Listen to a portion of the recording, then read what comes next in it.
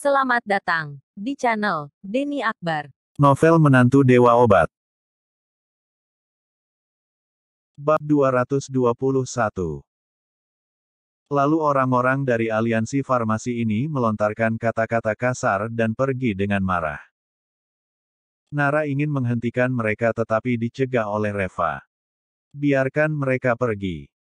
Nara tampak khawatir dan berkata, Reva, mereka itu aliansi farmasi. Dan kebanyakan institusi medis yang ada di Provinsi Yama adalah anggota mereka. Jika mereka sengaja mempublikasikan bahwa mereka akan memboikot kita maka nantinya itu akan sangat merepotkan. Seharusnya berbicara dengan baik kepada mereka juga tidak apa-apa meskipun kita tidak mau bergabung dengan aliansi farmasinya. Reva menggelengkan kepalanya dan berkata, tidak ada gunanya. Aliansi farmasi ini dengan jelas ingin mengeruk keuntungan dari bisnis kita. Jika kau memohon kepada mereka, mereka malah akan mengira kita terlalu lemah dan mudah diintimidasi. Dengan begitu mereka juga akan semakin ngelunjak. Lalu Nara bertanya dengan gugup, jadi apa yang sebaiknya kita lakukan? Reva terkekeh dan berkata, kau tak perlu khawatir. Aku akan mencari jalan keluarnya. Ayo kita selesaikan dulu masalah yang ada di depanmu. Lalu Nara menatap Reva dan merasa jauh lebih tenang. Meskipun dia tidak tahu apa yang akan dilakukan Reva tetapi dia benar-benar percaya kepada Reva sekarang. Oh ya, ngomong-ngomong, bagaimana dengan pembangunan pabrik baru kita? Tanya Reva. Karena perusahaan telah menandatangani sejumlah besar proyek sehingga pabrik yang kita miliki tidak mampu lagi memenuhi kebutuhan produksinya. Oleh sebab itu Farmasisu membeli sebidang tanah dan berencana untuk membangun pabrik baru untuk memperluas bisnis mereka. Lalu Nara tersenyum dan berkata, semuanya berjalan dengan baik. Konstruksinya juga sudah dimulai. Seharusnya kurang dari setengah tahun, pabrik baru kita sudah jadi dan bisa digunakan.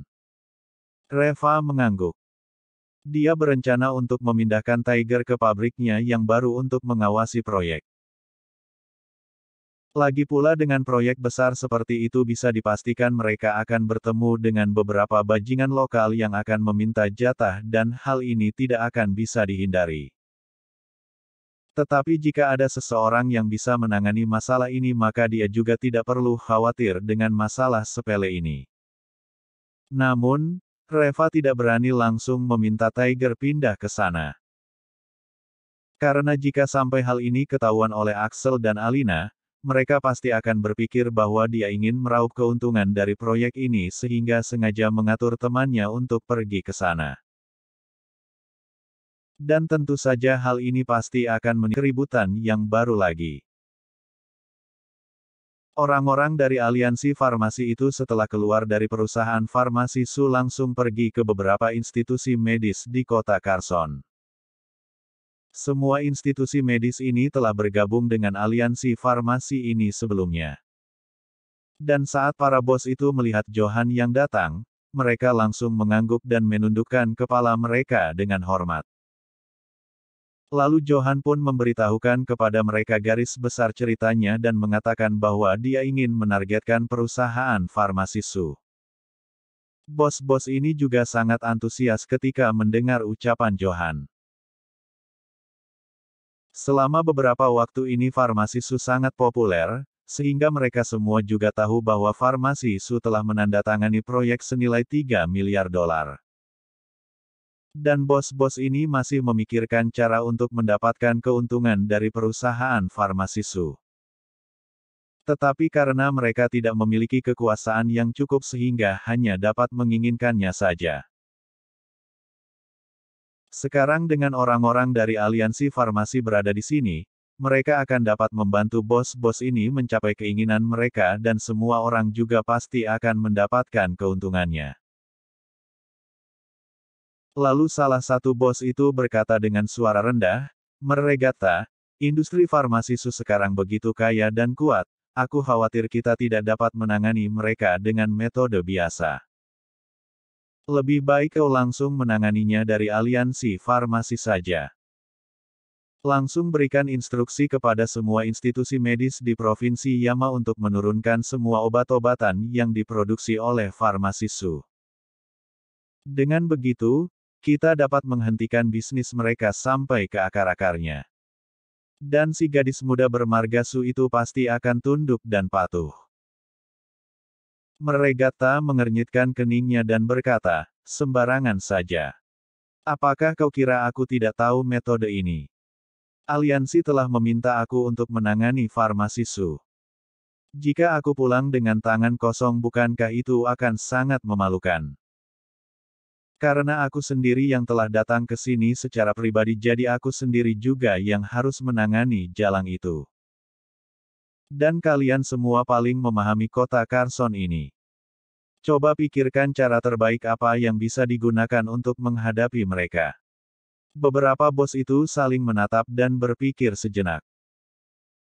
Kemudian salah satu dari mereka berbisik, bagaimana jika kita mulai dengan lokasi pabrik baru farmasi Su yang sedang dibangun itu?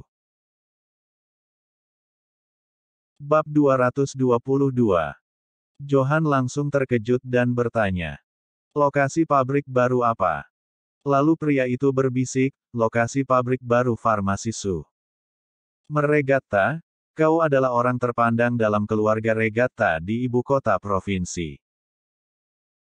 Kau dapat menemui beberapa orang terpandang di Provinsi Yama untuk membuat pembangunan pabrik baru mereka tidak dapat dilanjutkan. Di satu sisi ini akan menguras waktu dan uang mereka. Dan di sisi lainnya mereka tidak dapat memproduksi pesanan yang telah ditandatangani oleh mereka sehingga nantinya mereka harus membayar ganti rugi. Dan aku jamin tak seberapa lama, si jalang itu pasti akan patuh. Mata Johan langsung berbinar dan berkata, bagus juga idemu. Boleh dicoba. Baiklah, kalau begitu jalankan seperti itu saja. Kalian semua tanganilah masalah ini untukku. Dan terus perhatikan beritanya. Lakukanlah dengan tenang dan percaya diri. Apapun yang akan terjadi, aku akan selalu mendukung kalian. Beberapa bos itu langsung merasa senang sekali. Dengan adanya keluarga Regata sebagai pendukung mereka, apalagi yang perlu mereka takutkan. Pada siang hari, Nara sedang makan dengan Reva ketika tiba-tiba sekretarisnya berlari masuk dengan ekspresi khawatir. Direktur Su, Tuan Li, ada kabar buruk. Ada kecelakaan di lokasi pembangunan pabrik baru. Reva langsung mengernyit. Keluarga Regata baru saja pergi ketika kecelakaan itu terjadi di lokasi konstruksi. Dan dia langsung teringat dengan keluarga Regata. Raut wajah Nara langsung berubah dan bertanya, ada apa? Sekretaris, beberapa orang datang dan mengatakan bahwa lokasi pembangunan pabrik baru kita telah mempengaruhi feng shui rumah mereka sehingga membuat keributan di sana. Mungkin karena cuacanya panas sehingga semua orang begitu emosi. Dan mereka semua mulai berdebat dan bertengkar setelah mengucapkan beberapa kata. Pihak mereka ada seseorang yang terluka dan sekarang telah diantar ke rumah sakit. Tiba-tiba Nara merasa panik. Dulu dia juga pernah menjalankan bisnis seperti ini tetapi belum pernah menemui hal seperti ini. Dia tidak tahu bahwa lokasi pembangunan pabrik akan menghadapi begitu banyak masalah. Lalu bagaimana situasinya sekarang? Tanya Nara dengan nada mendesak. Sekretaris. Lokasi konstruksi sekarang dikelilingi oleh sekelompok orang dan kita tidak diizinkan untuk melanjutkan pekerjaan pembangunannya. Ada banyak peralatan teknik kita yang telah dipindahkan. Manajer kita yang bertanggung jawab atas proyek pembangunan ini juga telah dibawa ke rumah sakit oleh orang-orang itu. Mereka bilang nyawa harus diganti dengan nyawa. Nara langsung cemas dan berkata, bukankah hanya satu orang yang terluka? Mengapa masalahnya menjadi besar? Sekretaris itu tampak ragu-ragu sejenak dan berkata, Direktur Su, aku dengar orang-orang itu adalah para bajingan lokal. Sepertinya sengaja membuat keributan untuk meminta jatah. Begini saja Direktur Su, bagaimana jika aku pergi ke lokasi konstruksi dulu kemudian aku akan melaporkannya kembali kepadamu secara detail. Lalu Nara mengangguk. Setelah sekretaris itu pergi lalu Reva menatap Nara dan berkata dengan lembut, Nara, bagaimana jika aku pergi melihatnya? Nara menggelengkan kepalanya, jangan pergi. Situasi lokasi konstruksi lagi kacau sekarang. Jika kau pergi ke sana mungkin malah akan menjadi lebih merepotkan. Bagaimana jika para bajingan itu menyakitimu lagi? Reva tersenyum dan berkata, menyakitiku. Tidak semudah itu. Nara memutar bola matanya ke arahnya dan berkata, pokoknya kau tidak boleh mengambil resiko. Sekarang kembalilah untuk bekerja. Aku akan menangani masalah ini. Kemudian Reva terkekeh melihat Nara yang sangat peduli padanya sekarang. Lalu dia mengucapkan selamat tinggal kepada Nara. Tetapi alih-alih pergi ke rumah sakit, dia malah langsung mencari Tiger. Jika mereka ingin bermain kucing-kucingan dengan maka harus dilihat apakah mereka mampu. Setelah lebih dari 1 jam akhirnya sekretaris itu kembali. Ternyata situasi di lokasi konstruksi lebih rumit daripada apa yang dibayangkan oleh Nara. Orang-orang itu langsung mensabotase lokasi konstruksi dan tidak memperbolehkan mereka semua bekerja. Dan mereka semua adalah sekelompok bajingan. Saat pihak Nara memanggil polisi ke lokasi konstruksi, para bajingan itu pun langsung bubar. Tetapi ketika polisi sudah pergi, mereka semua kembali lagi untuk mensabotase lokasi konstruksi. Sehingga lokasi konstruksi ini sama sekali tidak bisa berjalan.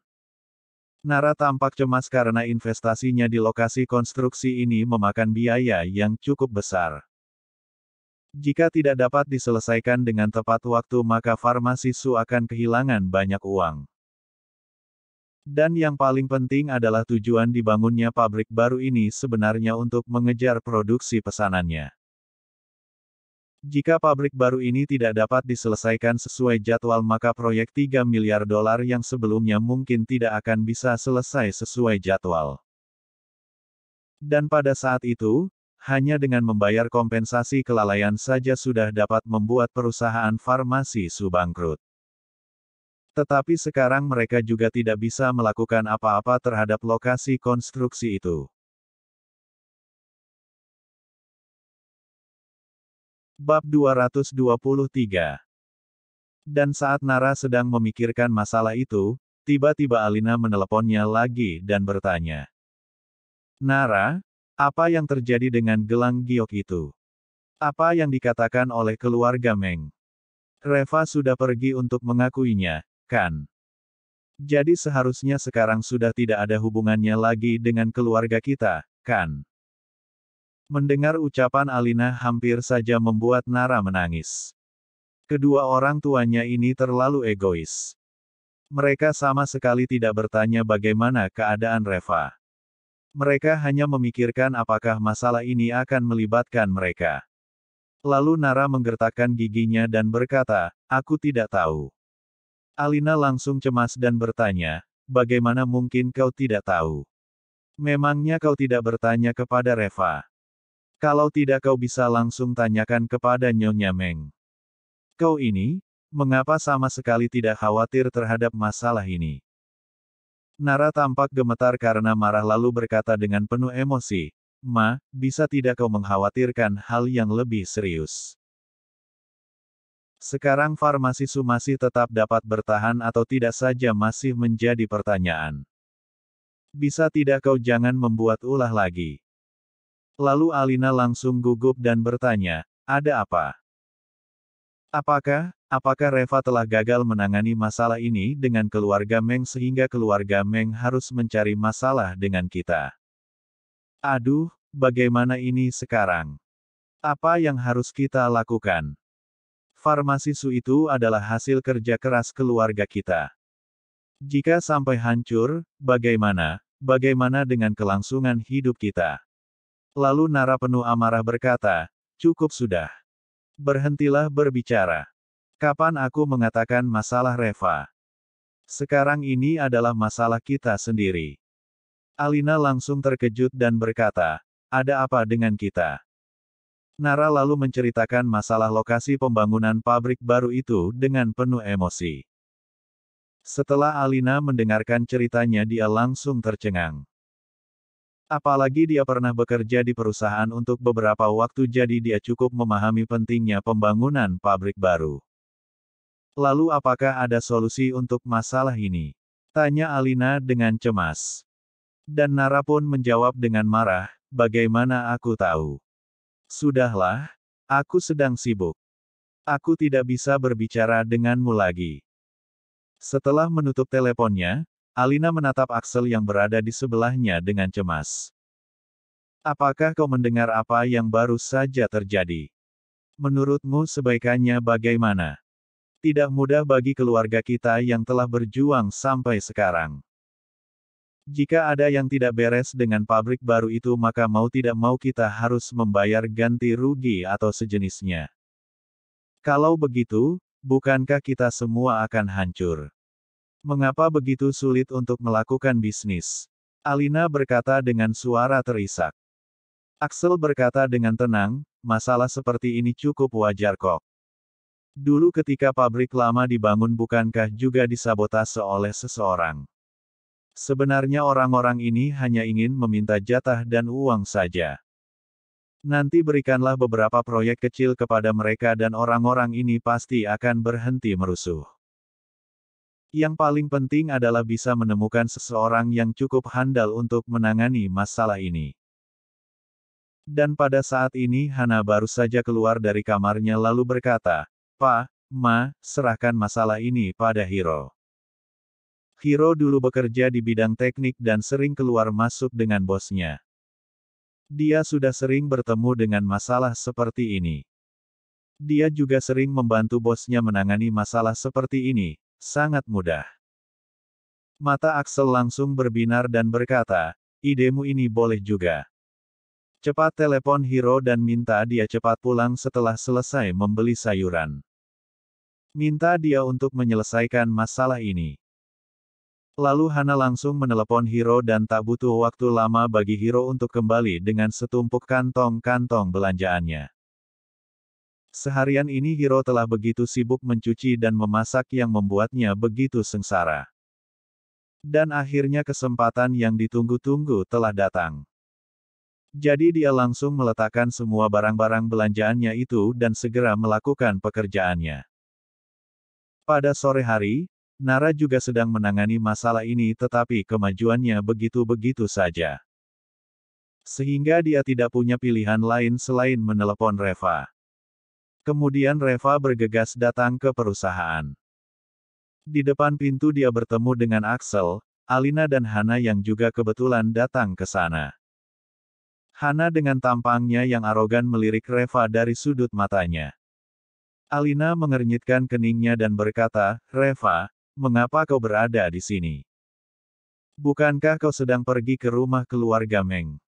Bagaimana situasinya sekarang? Apa yang dikatakan oleh keluarga Meng? Reva terdiam beberapa saat dan melihat ekspresi Alina yang seperti menunjukkan bahwa dia belum cukup puas jika Reva belum masuk ke penjara. Bersambung. Jangan lupa subscribe dan like-nya. Terima kasih.